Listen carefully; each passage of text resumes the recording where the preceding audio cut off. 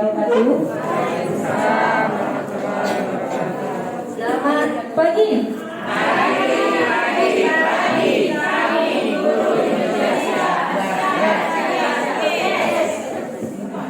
Kita ratakan aja di kelas ini ya Bapak Ibu, selalu semangat pagi ya. Selamat pagi. Oke, pertama-tama saya ucapkan selamat datang di kelas kami. Saya sebagai pemandu dan pematerinya adalah Ibu Alisa. Nah, ini adalah kompetensi 3, yaitu sebelumnya memang sudah memilih kelas ini atau baru pilih sekarang? Ya, karena kami tadi menyiapkan baju memang sesuai dengan nama yang sudah terdaftar. Jadi nggak apa-apa sih kalau tadi masih ada yang menambah. Nah, karena mengingat waktu kita sangat sedikit, jadi kita langsung saja ke pokok materinya yang akan disampaikan oleh Ibu Anissa. Kepada Ibu Anissa dipersilakan.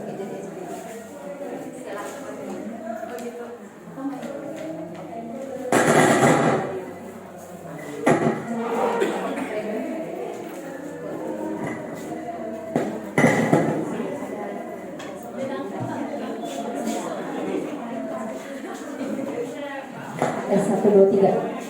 Saya berdiri ya Bu ya. Assalamualaikum warahmatullahi wabarakatuh. Waalaikumsalam warahmatullahi wabarakatuh.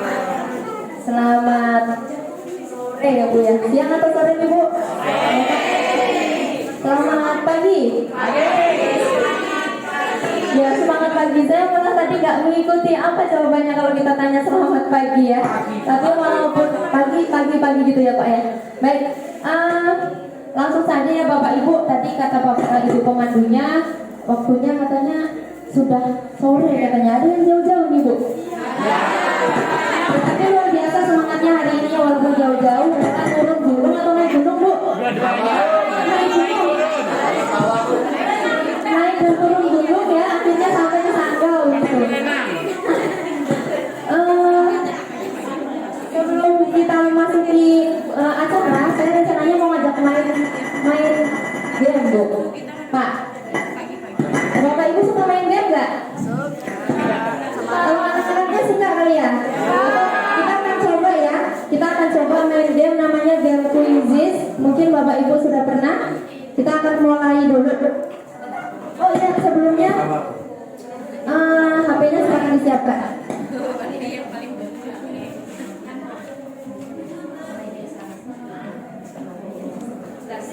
Ya, klasik aja kali. Silahkan ya.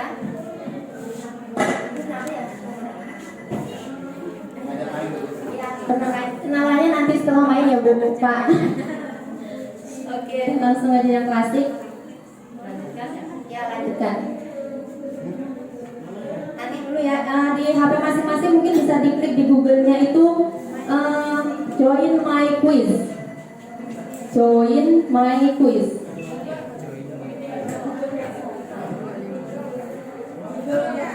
Ya di Google, di Chrome bisa, atau biasa itu pakai perangkat apa?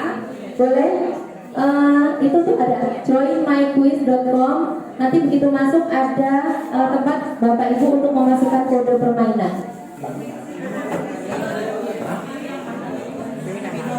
Nggak kelihatan ya Pak? Kodenya itu ini Pak.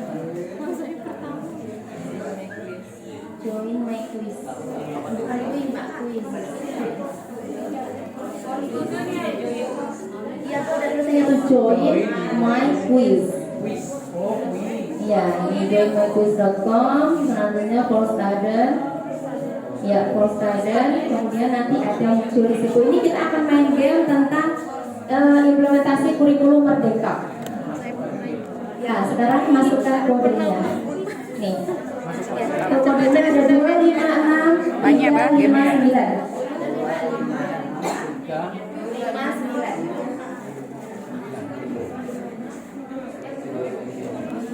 Ya, langsung gabung. Masuk sebuah game. Ya.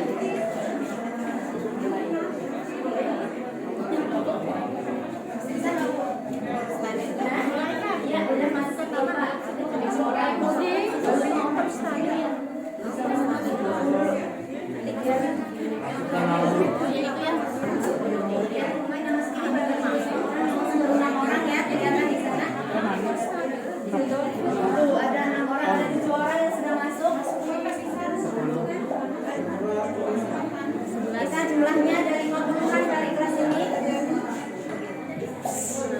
Jadi kita tunggu teman-teman yang lain join.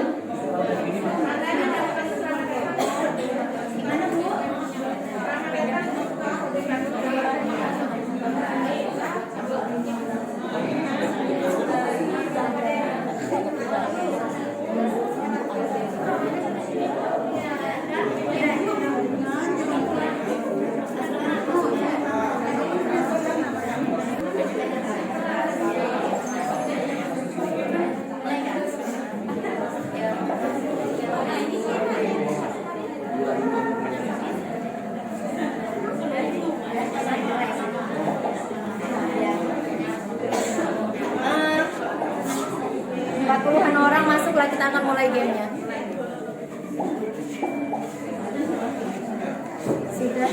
Sudah ada 29. Apa ada yang kesulitan untuk masuk Bapak Ibu? Sudah.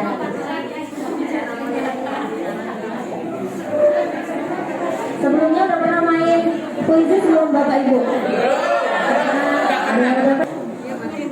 Iya, soalnya sinyalnya ikut Bapak yang tadi.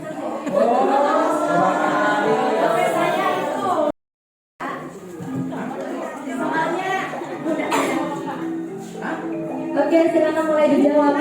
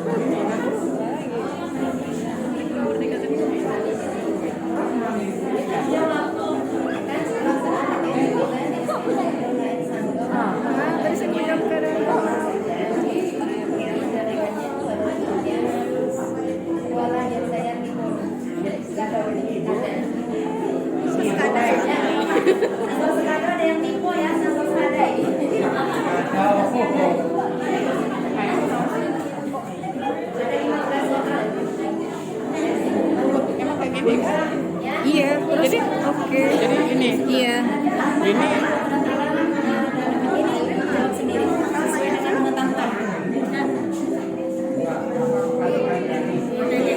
Ya, tidak semuanya ABCL ya. Ada yang silakan menjawab sesuai dengan pengetahuan masing-masing. Ada suruh gambar juga.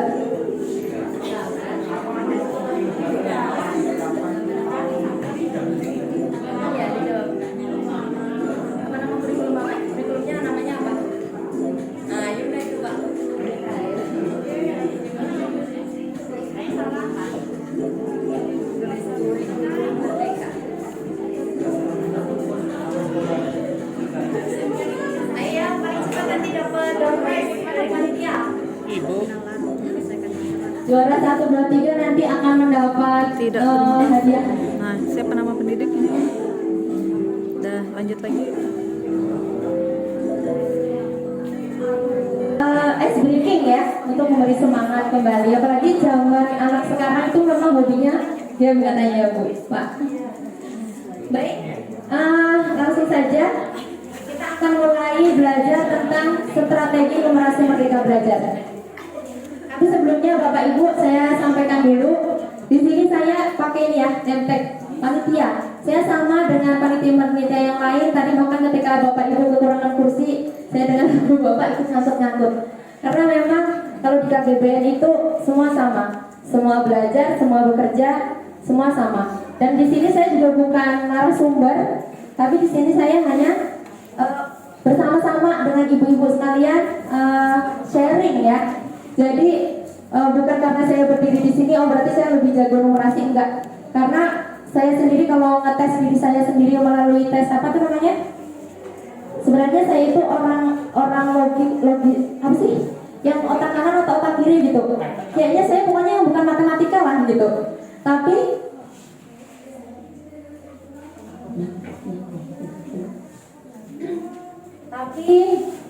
dibilang bukan orang matematika, tapi saya suka gitu. Makanya kemarin saya dipilih kan sama panitia di Jakarta, mau pilih mana kok bisa gitu. Saya pilih ini. Pilih tentang numerasi. Jadi di sini kita hanya sama-sama belajar tentang numerasi. Next Bu. Tuh, mana ya? Bu, saya.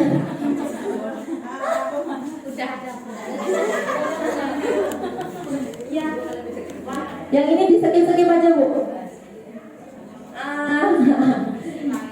Iya, ini tentang saya di skip aja. Langsung saja saya sampaikan di sini, nggak usah pakai nengak di situ. Saya ngajar di SDN 49 Sungai Tapang. Udah pernah ke sana Bu?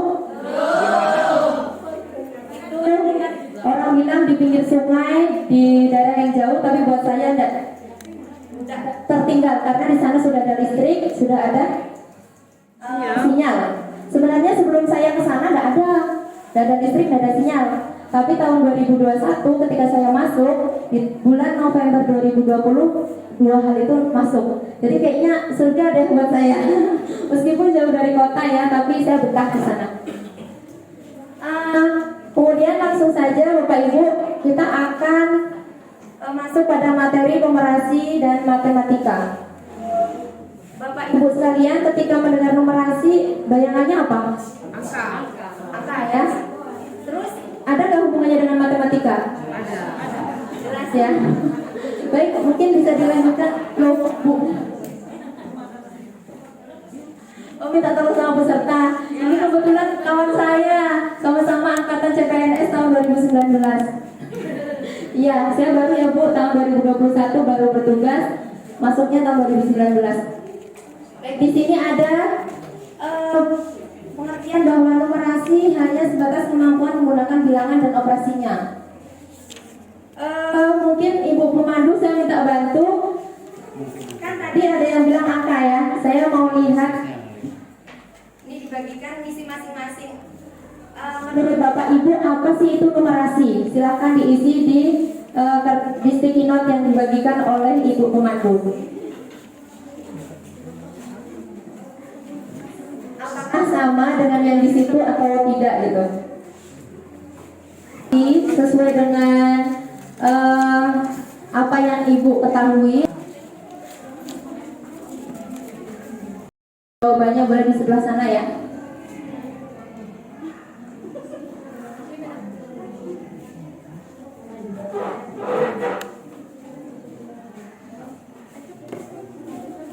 Dikasih nama nggak Bu? Aja ya. Di kelas ini ada berapa ya Bu Ervin? Buat datang semua nggak? Kita yang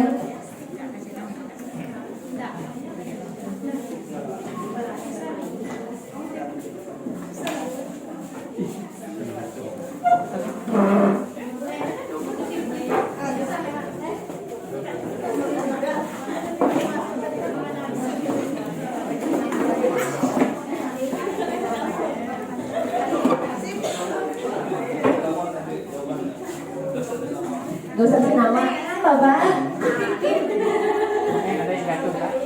Jatuh.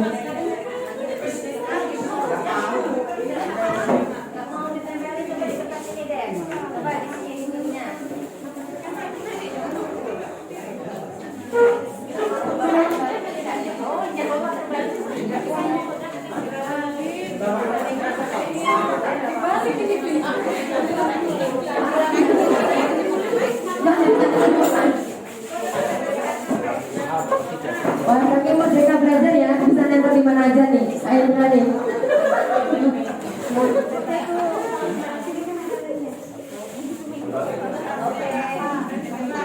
Sambil nunggu teman-teman nempel ya, jangan baca di sini ada numerasi adalah pengolahan angka atau bilangan.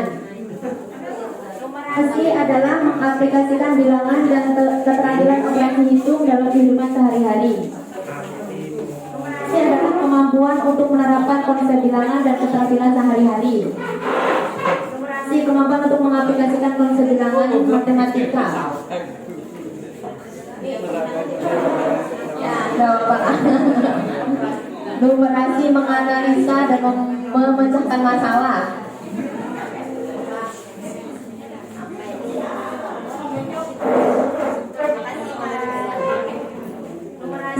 kemampuan untuk mengetahui konsep bilangan dan hitungan matematika. Numerasi adalah kemampuan mengenalkan bilangan dan mengaplikasikannya. Rata-rata pokoknya kalau saya baca di sini ada satu kata yang jadi kata kunci itu bilangan, ya kan? Iya. Jadi numerasi itu matematika ya? Tapi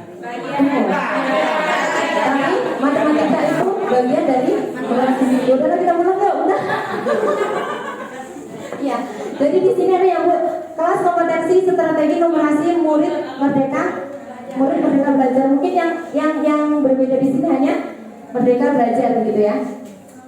Minta tolong Bu, silakan di next kan. Ya, pemandu kami juga sebenarnya sedang kondisinya kurang sehat, jadi maklum. Ya, di sini kalau tadi ada yang menyebutkan numerasi itu hanya sebatas kemampuan menggunakan bilangan dan operasinya, ternyata salah ya. Bukan salah sih, cuma keliru sedikit. Tapi rata-rata dari yang sudah Bapak Ibu ada di sini, sebenarnya kuncinya di sini adalah di slide selanjutnya. Nah, ini Bu, Pak.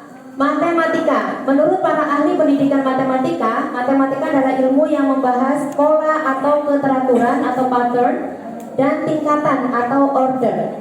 Sekali lagi, hal ini menunjukkan bahwa guru matematika harus memfasilitasi siswanya untuk belajar berpikir melalui keteraturan yang ada. Ya, itu matematika. Selanjutnya, nanti baru kembali ke sini. Oke, numerasi.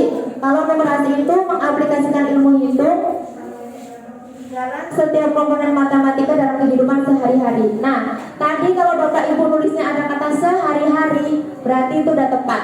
Karena kunci dari perbedaan dari numerasi dan matematika adalah ada pada pengaplikasian sehari-hari. Jadi selanjutnya, nah di sini, wah saking tingginya ya sampai saya gini. Kemudian lagi sini. Kompetensi numerasi, kemampuan guru untuk mendampingi peserta didik dalam mengakses, menggunakan, menafsirkan, mengkomunikasikan informasi dan ide matematika untuk mengelola berbagai situasi dalam kehidupan sehari-hari, yaitu numerasi. Jadi kata kuncinya sehari-hari. Kayak contohnya anak yang pinter ngitung di sekolah, misalnya dikasih soal 10, hitung-hitungan bisa, itu dikatakan ahli matematika atau ahli numerasi? Ahli matematika ya.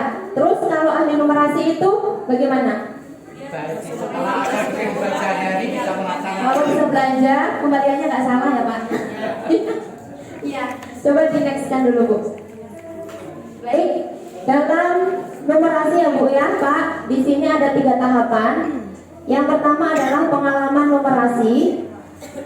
Peserta didik mendapatkan berbagai pengalaman numerasi ketika berinteraksi dengan keluarga di rumah dan dengan komunitas di lingkungannya. Jadi pengalaman numerasi ada tiga sesi ya. Yang pertama adalah pengalaman numerasi di rumah. Kemudian yang kedua pengetahuan informal. Dari pengalaman tersebut terbentuk pengetahuan numerasi secara informal yang bisa tepat atau tidak. Contohnya ini Bu, Pak, sarapan itu kan wajib ya. Sarapan itu wajib. Terus aturan sarapan itu nasinya ukurannya berapa, terus apa? Ada lauknya, ada sayurnya, begitu kan? Anak-anak kan ikuti di keluarga.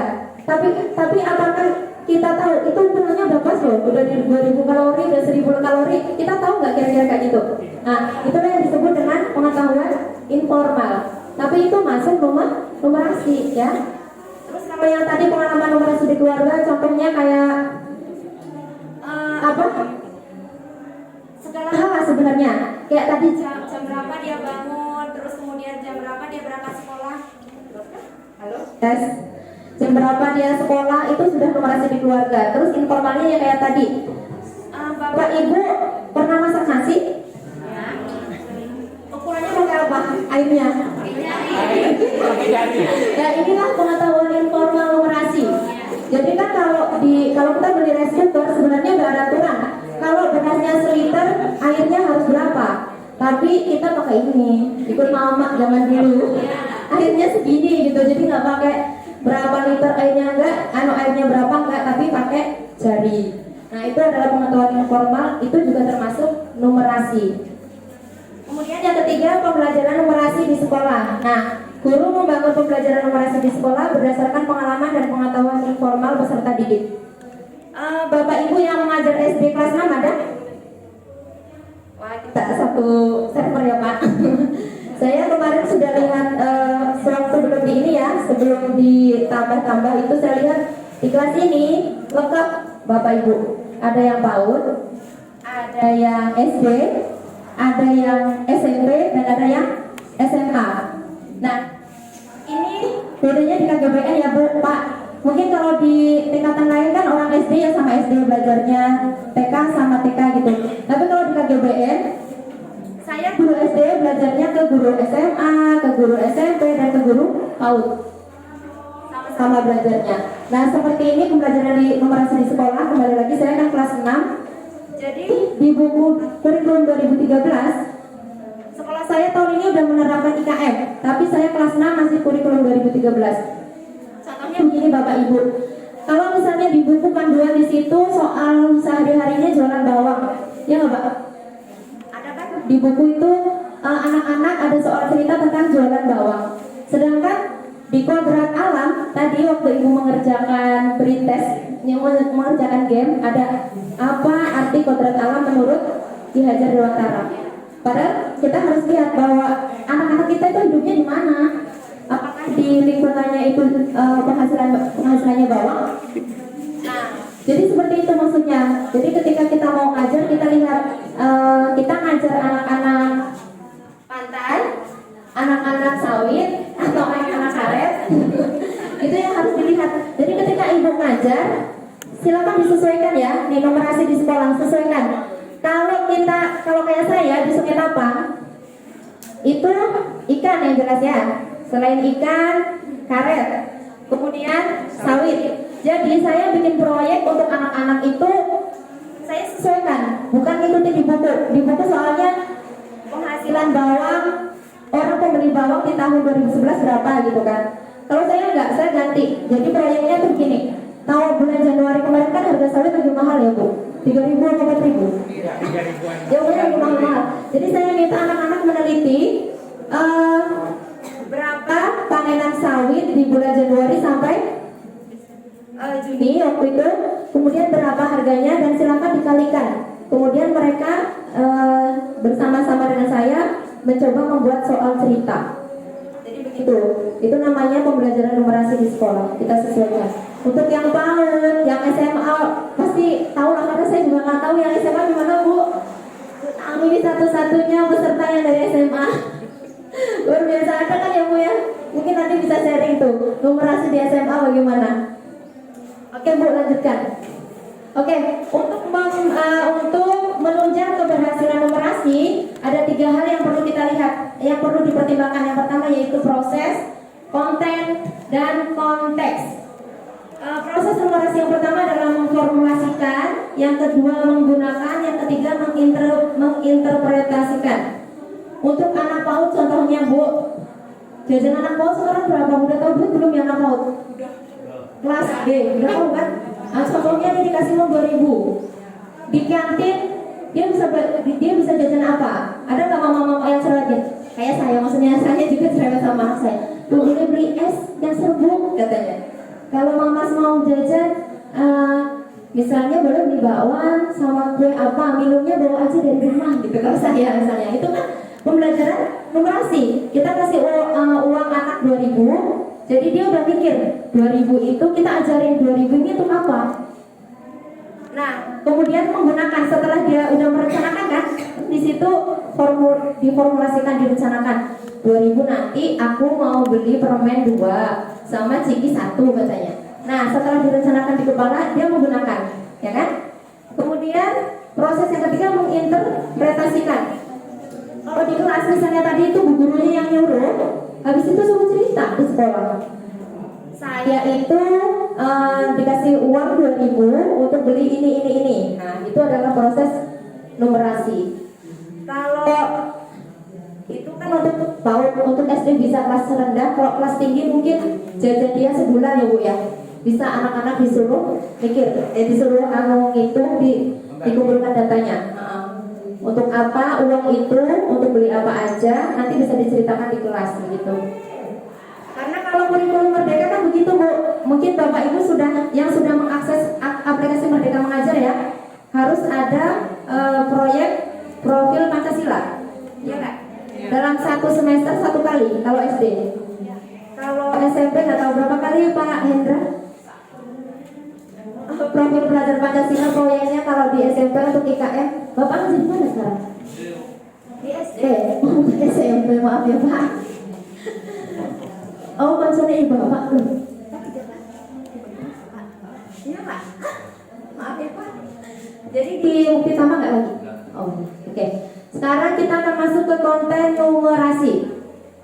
Konten numerasi sama dengan matematika. Ada bilangan, aljabar, geometri, pengukuran dan analisis data. Inilah yang disebut tadi kata Bapak Ibu sekalian bahwa matematika adalah bagian dari numerasi. Tapi numerasi belum tentu matematika.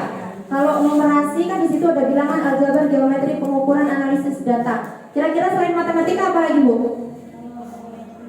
Selain matematika yang berhubungan dengan numerasi? IPA, IPS juga. IPS, semuanya ya, bahasa Indonesia. Terus apa lagi? Matematika, bahasa Indonesia, terus semuanya pokoknya bisa ada kaitannya dengan numerasi karena dia terkait dengan pengalaman kehidupan sehari-hari. Jadi intinya di sini tuh kita besok kalau ngajar yang bermakna itu bukan kadang-kadang kita asal ngikut saya maksudnya bukan kita yang saya. Lihat buku hari ini pelajarannya ini di RPP saya kemarin hasil ngopi di internet misalnya ini KD-nya ini pembelajarannya ini kalau di sekolah Cikal yang punya program sekarang kita TPN ini nggak kayak gitu Bu. Jadi mereka nggak ada lagi RPP udah lama. Kalau kita kan baru IKM nanti nggak ada RPP ya, cuma ada modul. Kalau di sekolah Cikal itu udah nggak ada RPP, jadi adanya gini aja. Besok saya mau ngajar apa, caranya bagaimana, udah cuma pakai coret-coretan gitu aja. Jadi guru itu nggak terbebani dengan pembuatan RPP. Jadi dengan adanya kurikulum Merdeka Mengajar, semoga kita juga bisa gitu ya Bu ya. Kita tidak dituntut lagi oleh pengawas untuk membuat RPP, tapi selalu membuat ATP. Ada ya. Iya. Oke, terus kemudian ada konteks numerasi. Konteks numerasi ini ada personal, sosial budaya dan saintifik. Kalau jajan 2000 tadi itu personal atau sosial budaya Bu? Personal ya. Sosial budaya itu contohnya mungkin apa Bu? Pak? Numerasi yang terkait dengan sosial budaya. Jarak tempuh ke sekolah itu masuk. Jarak tempuh dari rumah ke sekolah.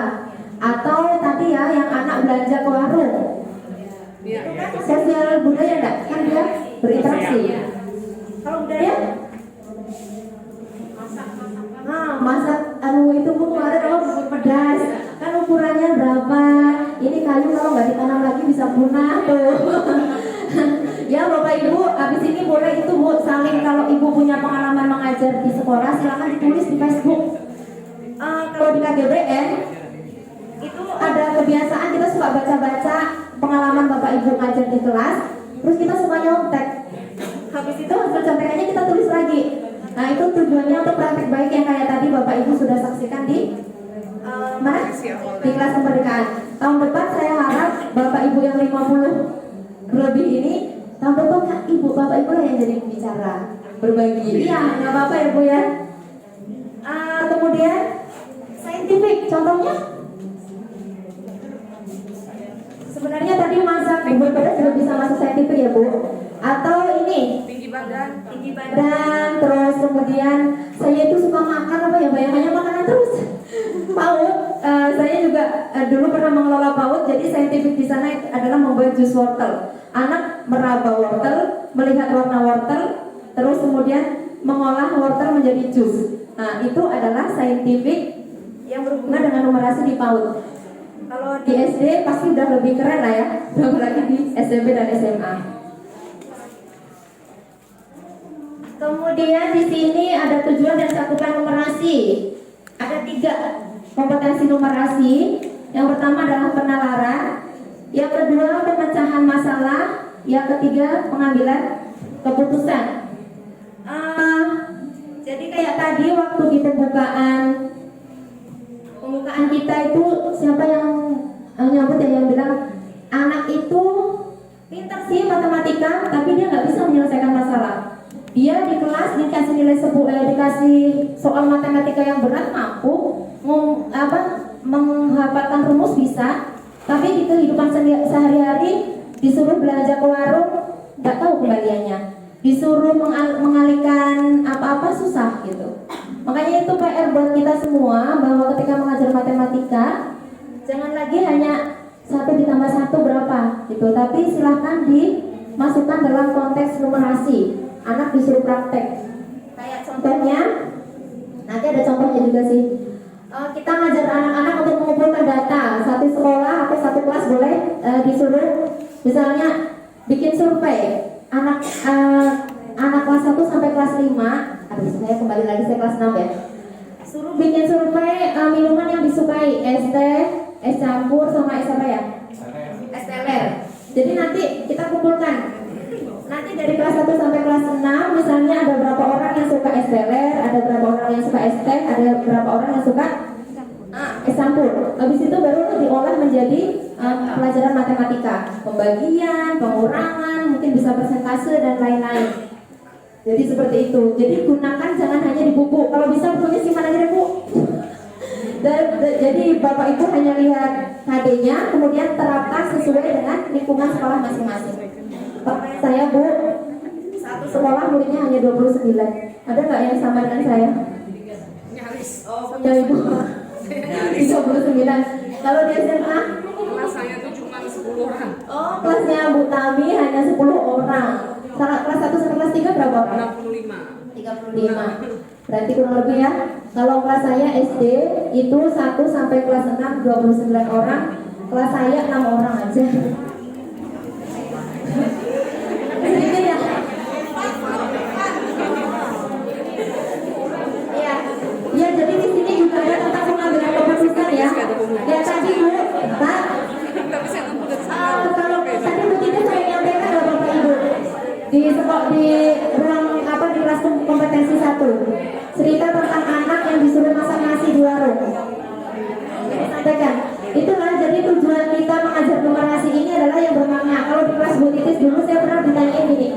Jadi anak-anak ditanya cita-citanya misalnya apa, cita-cita anak kita pengen jadi dokter. Pelajaran yang Ibu sampaikan ada nggak kira-kira yang berkaitan dengan cita-cita kamu?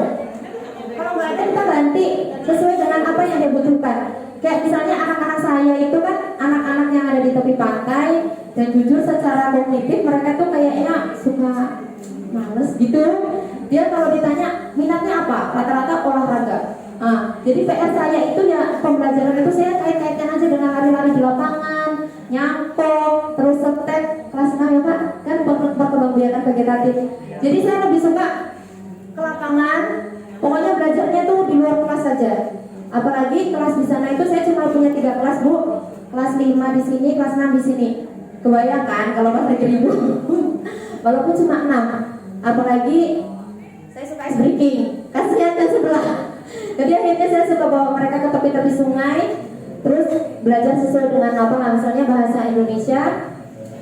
Biasanya saya buat itu dengan Canva, anak-anak sudah belajar Canva itu kayak tadi numerasinya mereka suruh wawancara, kemudian mendapatkan daftar harga, terus mereka main jual-jualan. Misalnya ada yang beli bawang, harganya berapa, uangnya pakai uang mainan juga. Setelah itu presentasi pakai Canva, begitu ya waktu itu. Oke, lanjutkan Bu. Nah, yang berbeda di sini dari semua yang Ibu sampaikan tadi adalah tentang merdeka belajar. Cara 5M pada pembelajaran berjalan ya. Cara 5M pada pembelajaran numerasi merdeka belajar. Yang mau dapat materinya ini bisa ya, nanti menghubungi panitia, nanti bisa di-share. Cara 5M pada pembelajaran numerasi merdeka belajar, silakan Bu. 5M ini yang pertama memanusiakan hubungan, yang kedua memahami konsep, yang ketiga membangun keberlanjutan, yang keempat memilih tantangan, dan yang kelima memberdayakan konteks. Ini adalah jitu untuk menghadapi anak-anak atau untuk mengajar. Yang pertama memanusiakan hubungan, di sini praktik pembelajaran yang dilandasi orientasi pada anak berdasarkan relasi positif yang saling memahami antara guru, murid, dan orang tua. Kemudian memahami konsep, praktik pembelajaran yang memandu murid untuk menguasai pemahaman mendalam terhadap konsep yang dapat diterapkan di beragam konteks. Ini gimana, Bu? Kalau tentang numerasi memahami konsep, tadi kan saya bilang kayaknya pembelajaran matematika harus sesuai dengan kehidupan sehari-hari. Tapi tetap aja ya, kita harus mengajarkan 1 ditambah 1, 1 dikurangi 1, tetap itulah konsep. Kemudian konsep itu yang akan kita terapkan di dalam kehidupan sehari-hari. Kemudian membangun keberlanjutan, praktik pembelajaran yang memandu murid mengalami rute pengalaman belajar yang terarah dan berkelanjutan melalui umpan balik dan berbagi praktik baik. Nah, umpan balik, Bu, ada tiga jurus Merdeka Belajar. Yang pertama adalah kita harus ada yang tahu? Menetapkan tujuan itu kan. Ya, kita harus konsisten terhadap komitmen sama tujuan. Yang kedua, mandiri terhadap cara. Yang ketiga adalah refleksi. Nah, refleksi di sini nih yang membangun keberlanjutan. Jadi, ketika kita sudah belajar, habis itu ditanyain bagaimana perasaannya tadi waktu belajar.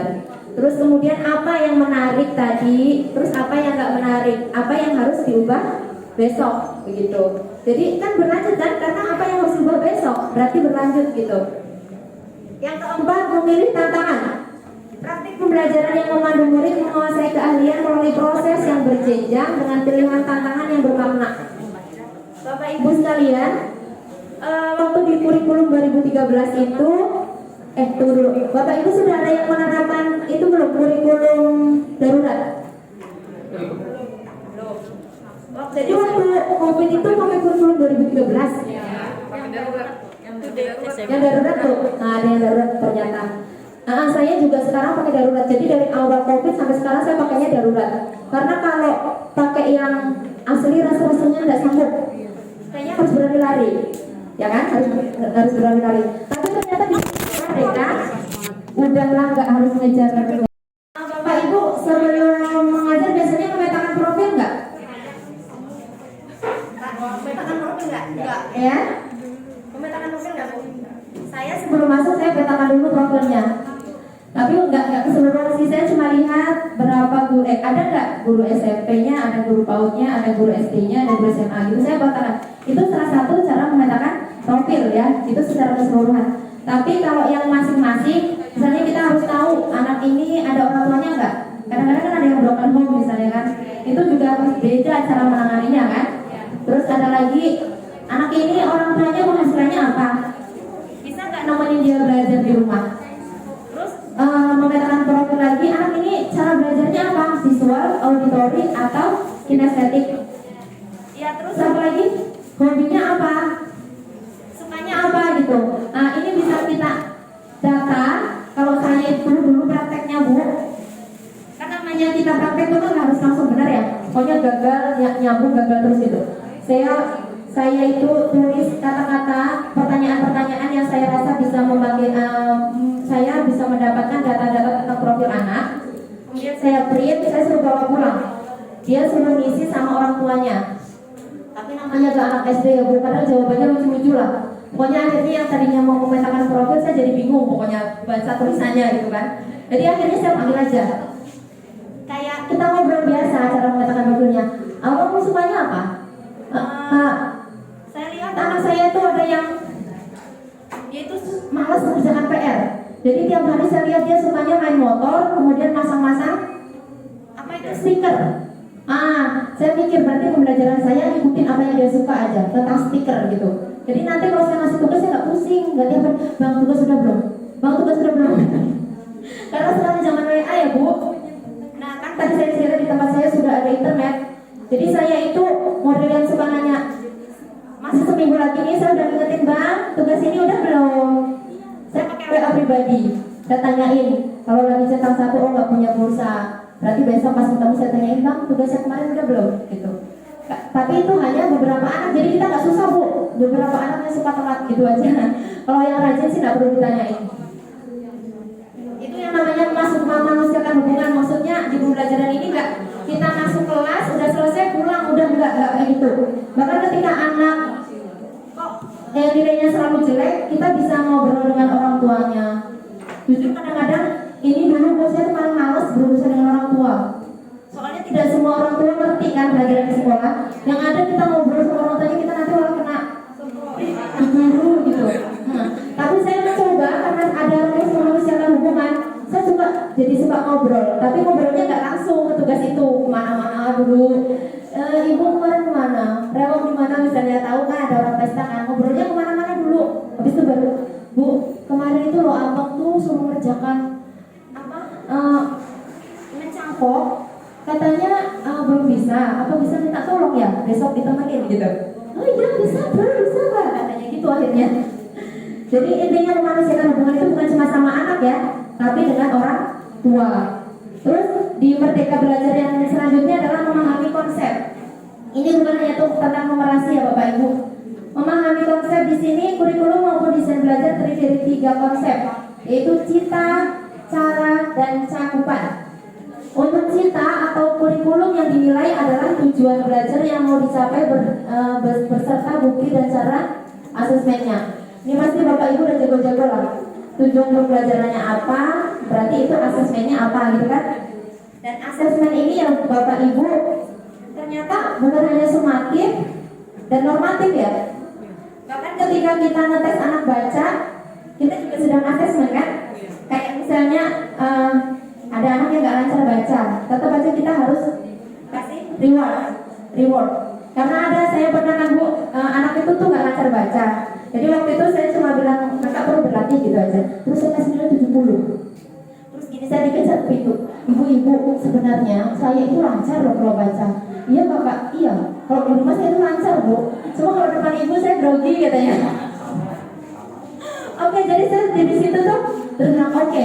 Kalau gitu mungkin karena groginya juga depan teman-teman ya kak gitu. Iya bu, udah kakak sekarang latihan belajar membacanya tuh yang rajin di rumah. Besok ketemu ibu kita baca di kantor aja. Oh bu katanya. Jadi dia tuh pengen nilainya tinggi juga gitu maksudnya. Kemudian cara atau kurikulum yang dialami murid adalah rangkaian strategi dan kegiatan belajar yang dilakukan guru. Itu caranya kan, cara kita ngajarnya. Kan tadi tujuan dan asesmen. Nah ini cara yang kedua. Yang ketiga cakupan. Cakupan atau kurikulum yang tertulis adalah konteks atau isi yang dipelajari murid sebagai konteks menguasai cita. Nah, kurikulum inilah yang akan kita bahas tadi kan, kita masih kurikulum 2013 menuju kurikulum Merdeka. Nah, itu dianjurkan kalau yang belum IKM, bahkan sebenarnya walaupun belum IKM di sistem kita boleh loh menerapkan IKM atau kurikulum darurat. Tapi kalau seandainya ibu nyaman, bapak ibu nyaman dengan kurikulum 2013 sih nggak apa-apa. Cuma kalau saya sendiri prosesnya kayaknya karena anak saya itu memang ini ya, anak-anak saya itu masih agak-agak kurang misalnya sesuai tingkatan. Itulah makanya saya pakainya kurikulum darurat. Kalau darurat kan materi itu bisa lama ngajarnya sampai paham gitu. Kemudian membangun keberlanjutan. Proses mendesain strategi pembelajaran merupakan sebuah proses yang iterasi, proses yang berulang-ulang secara berkelanjutan. Proses mendesain proses belajar bukan proses yang langsung jadi. Maksudnya setiap elemen merupakan bagian yang saling terkait, dapat dikaji dan diperbaiki berulang-ulang sampai menemukan desain belajar yang komprehensif. Ya, kayak ibu setiap hari pakai metode kayak PBL kayak gitu-gitu nggak bu? Pak? Nggak ya? Kadang-kadang mungkin seminggu sekali kali ya? Atau sebulan sekali? Atau kalau ada PTK? Ya. Kalau ada PTK. Atau sebenarnya kita udah pakai metode itu, cuma namanya aja nggak, Cuma sintaknya learning gitu. Padahal kita pakai, cuma nggak pakai. Sintaknya nggak berurutan. Sintaknya nggak berurutan, tapi padahal udah kita lakukan semuanya gitu kan. Nah itu kan berulang-ulang kan bu, berulang-ulang. Itulah kenapa ada proses refleksi Kalau kayak kemarin kita udah nyuruh anak wawancara nih, ternyata waktu ada video wawancara, anaknya wawancara, yang diwawancara duduk, anaknya berdiri gini, Pak, gimana harga cabai berapa gitu. Nah itu kan salah satu sebenarnya nggak cocok ya kan, harusnya kan anak duduk nih, nggak sopan gitu, yang diwawancara duduk, anaknya berdiri, kan nggak sopan. Nah itu salah satu refleksi kan. Oh jadi kalau nanti saya mau pembelajaran berbasis proyek, anak tuh harus dari awal detail sampai akhir kayak mulai dari masuk warung, ketemu orangnya suruh salim, atau kalau misalnya tidak terbiasa salam, ya bagaimana sopan santunnya. Terus kalau orang duduk berarti dia harus duduk misalnya. Ternyata anak harus diajari etika-etika yang seperti itu. Gitu. Kan pikirnya kita, oh udah tahu lah, anak kan udah tahu sopan santun, masuk kita udah, nanti nak kalau masuk salam ya, memang salam sesuai dengan yang kita itu. Ternyata pas prakteknya itulah, saya pernah praktek tuh, bapaknya duduk, anaknya berdiri sambil ya sopan sih, Pak saya mau nanya gini-gini gitu. Tapi di situ saya terus refleksi ya, ternyata itu kurang di bagian itu. Berarti besok kalau saya melaksanakan proses ini lagi harus ada diperbaiki gini gitu. Nah itulah yang dimaksud dengan membangun keberlanjutan. Jadi apa yang sudah kita lanjutkan, yang sudah kita lakukan itu dikaji, jeleknya, bagusnya, yang apa ya, yang hal-hal yang sudah kuat dan hal-hal ini TPN itu tidak ada di daerah-daerah. TPN hanya ada di Jakarta. Jadi saya mikir, waktu itu saya masih guru honor Bu, saya udah mikir saya mau nabung 3,5 juta untuk bisa ke Jakarta untuk bisa ikut TPN. Ternyata di tahun 2022 saya nggak perlu TPN ke Jakarta. Ternyata TPN sudah ada di 50 daerah se-Indonesia, dan nanti yang daring ada di 20 negara secara internasional begitu ya. Jadi saya sangat merasa beruntung. Saya menghemat 3,5 juta untuk bisa mendapat ilmu-ilmu yang sangat luar biasa.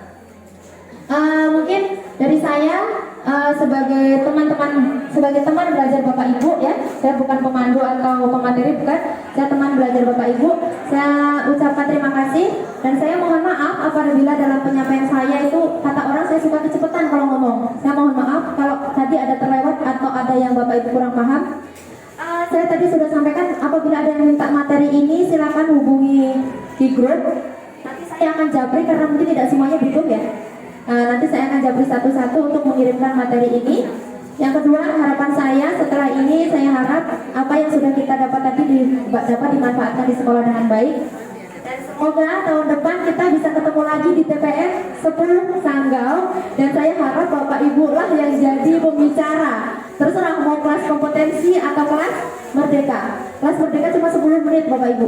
Ya tadi kan, kalau Bapak Ibu semua jadi pembicara nanti kita akan pecah kelas-kelasnya. Pokoknya tetap bisa aja lah.